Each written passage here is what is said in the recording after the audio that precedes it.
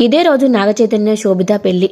అయితే స్టూడియోలో భారీ సెట్ వేసి అక్కడ దివంగత నటులు అక్కినేని నాగేశ్వరరావు విగ్రహం ముందు వీరి వివాహం జరిపిస్తున్నారు. అయితే ఈ క్రమంలోనే మరొక వైపు శోభిత పెళ్లి కూతురు గెటప్లో ముస్తాబాయి అందరినీ ఆశ్చర్యపరిచింది.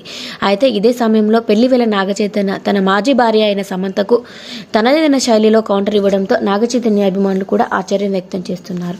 అసలు విషయంలోకి వెళ్తే సాధారణంగా సెలబ్రిటీలందరూ కూడా ఈ ఈవెంట్లకు పెళ్లిళ్లకు డిజైనర్ల చేత శారీలు డ్రెస్సులు డిజైన్ చేసుకుంటూ ఉంటారు. కానీ అక్కినేని ఇంటికి కాబోయే కోడలు శోభిత మాత్రం చాలా సింపుల్ గా చెల్లెలతో కలిసి షాపింగ్ కి వెళ్లి మరి చీరను కొనుగోలు చేశారు. ఈ విషయాన్ని ఆమె సన్నిహితులు తెలియజేశారు.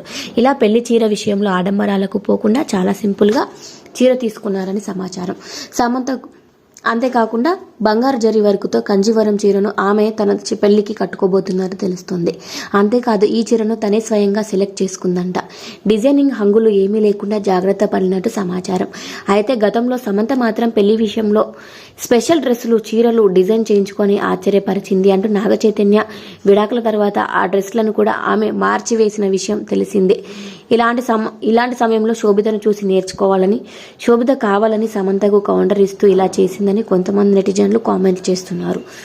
Thanks for watching.